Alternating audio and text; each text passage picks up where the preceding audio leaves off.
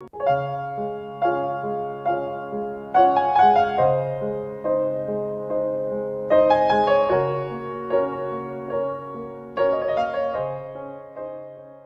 हो नमस्कार. आजच्या कार्यक्रमात आज आपण कामाच्या ठिकाणी होणारा लैंगिक छळ याविषयी नारी समता मंचच्या कार्यकारी संचालक प्रीती करमरकर यांच्याशी तेजश्री कांबळे आणि वैशाली जाधव यांनी साधलेला संवाद ऐकणार आहोत. आज ऐकूया या चर्चेचा पहिला भाग.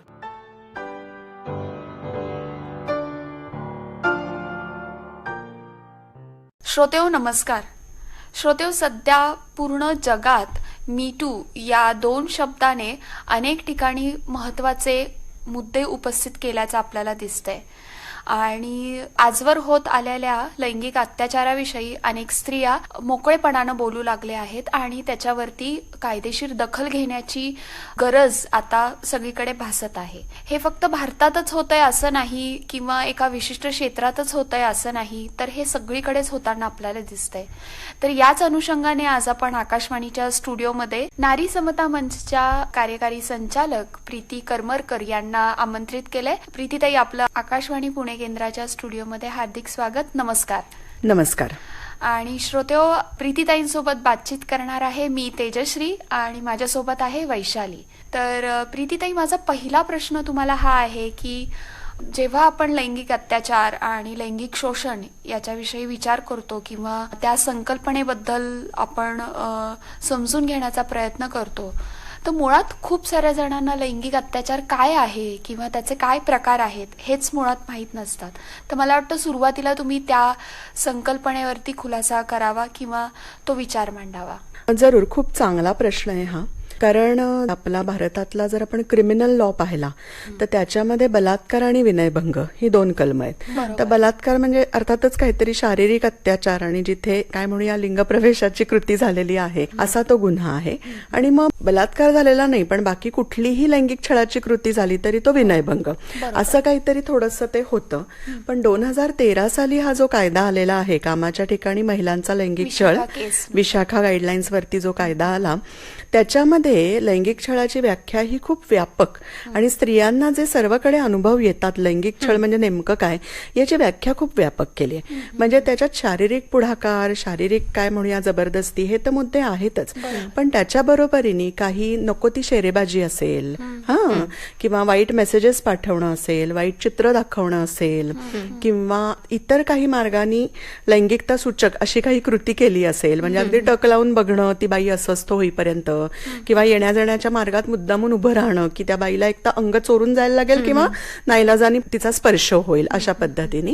आणि हे लैंगिक छळाचे सगळे पदर म्हणजे स्त्रियांना ज्या ज्या पद्धतीचे अनुभव येतात त्या सगळ्याला इथे त्या व्याख्येमध्ये जागा आहे. ही खूप महत्वाची गोष्ट आहे.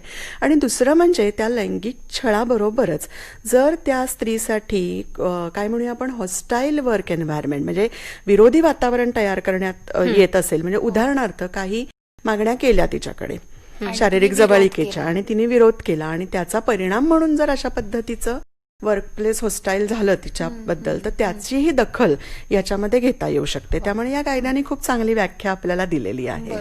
बरोबर. प्रीतीताई, तुम्ही आत्ताच म्हणालात की अंतर्गत समितीच्या संदर्भातला हा जो काही कायदा आला त्याच्या आधीची पार्श्वभूमी माझ्या माहितीप्रमाणे विशाखा गाईडलाईन्स ही होती. तर सुरुवातीला आम्हाला विशाखा गाईडलाईन बद्दलही थोडंसं जाणून घ्यायला आवडेल की विशाखा गाईडलाईनच नंतर जाऊन रूपांतर अंतर्गत समितीमध्ये झालंय.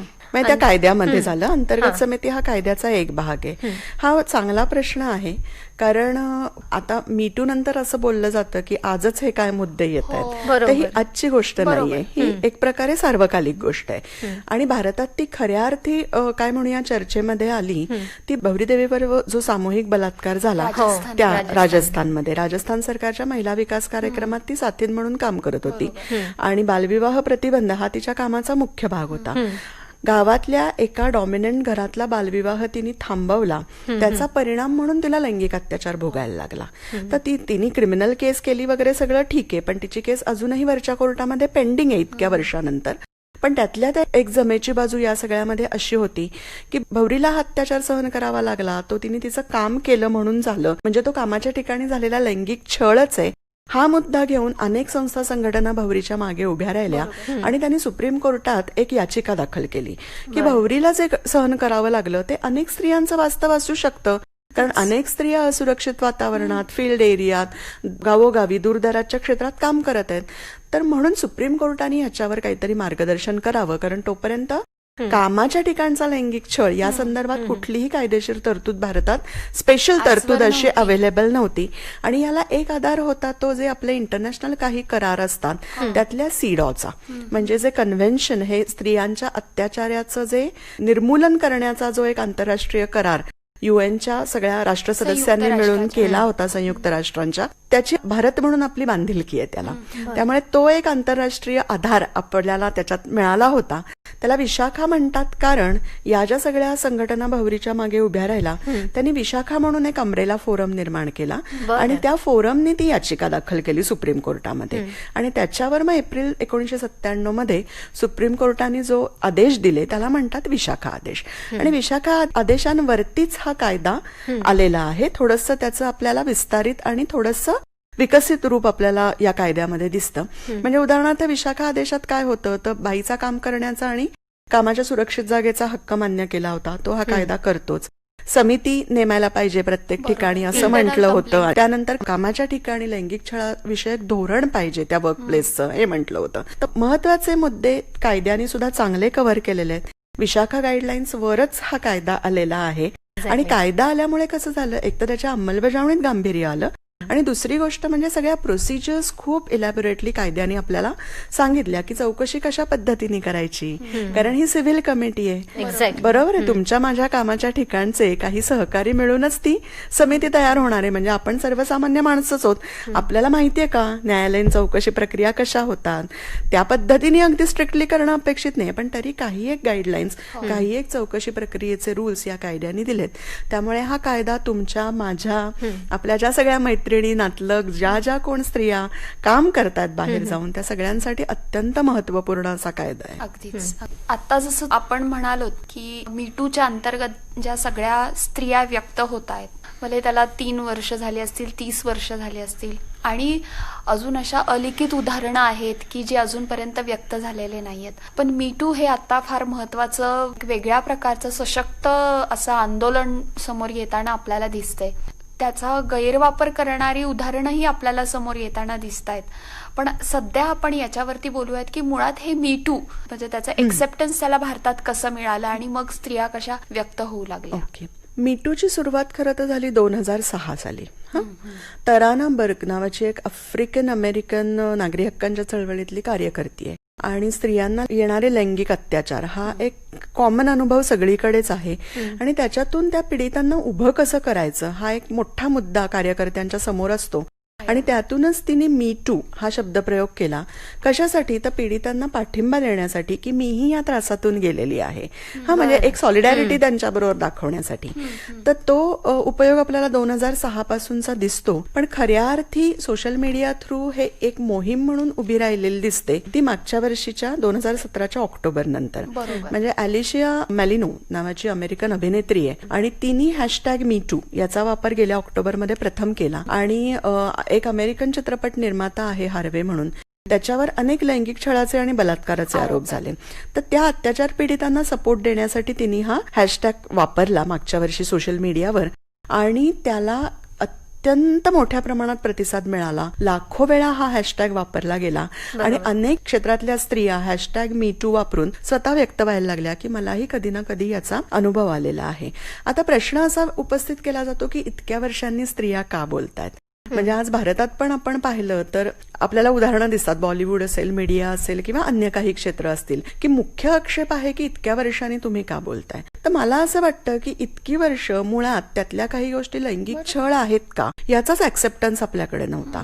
चालतात या गोष्टी, म्हणजे आपण सुद्धा तुम्ही विचार करा, स्त्रिया म्हणून काही गोष्टी आपण ऑक्युपेशनल हॅझार्ड म्हणून मान्य करतो, तशा पद्धतीने आपण काही गोष्टी आता नाही बाहेर पडायचंय ना तुम्हाला मग करा काही गोष्टी सहन, असं आपण मान्य केलं होतं. त्यामुळे हा पण अवेअरनेस येणं. आणि दुसरीकडे परिस्थिती पण कशी असते ना, की आपल्या समाजातली जर स्त्री पुरुष किंवा जेंडर डायनामिक्सची स्थिती जर आपण पाहिली तर एकूण आपल्याला लक्षात येतं की माझा लैंगिक छळ झालाय हे एका बाईनी म्हणणं ही खूप अवघड गोष्ट आहे. कारण मलाच मग लोक कसं बघतील, तुलाच ग कसा हा अनुभव आला, तूच काही त्याला सिग्नल्स दिलेस का, इथपासून सुद्धा सुरुवात होऊ शकते.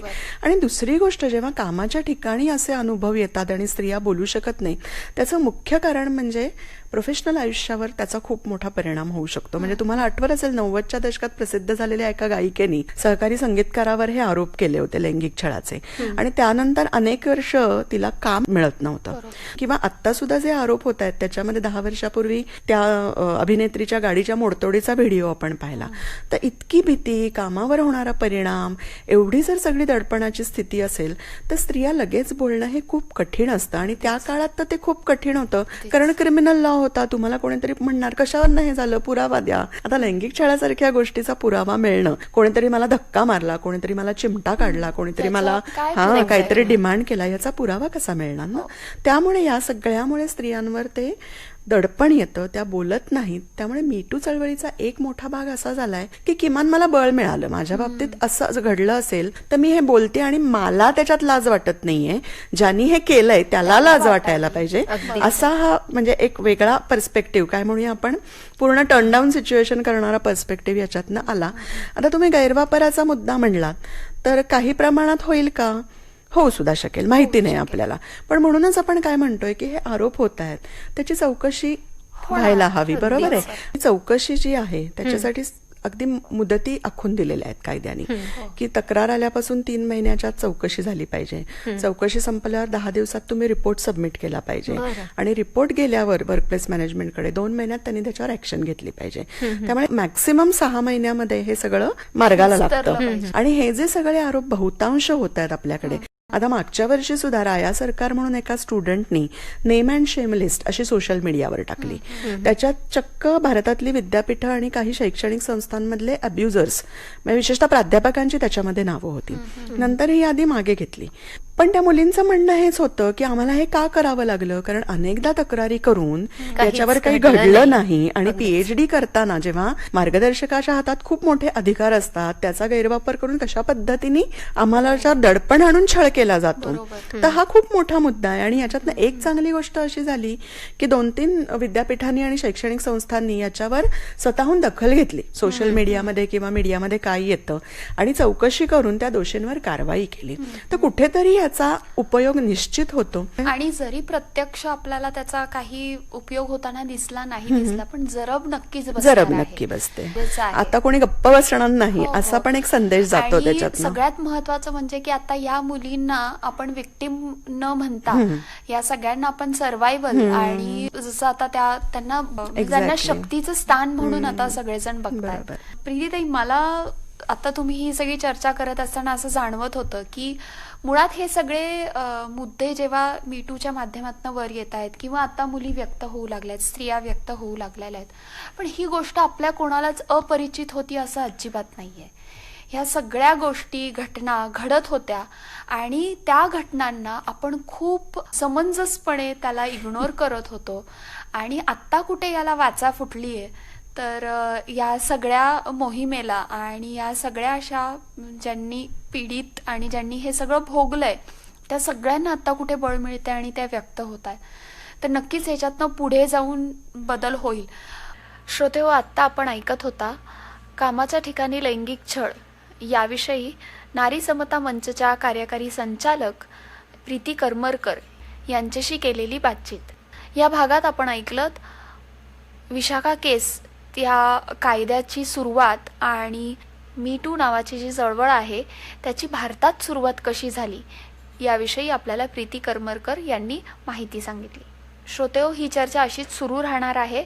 आपण उर्वरित चर्चा ऐकूयात पुढच्या गुरुवारी याच कार्यक्रमामध्ये.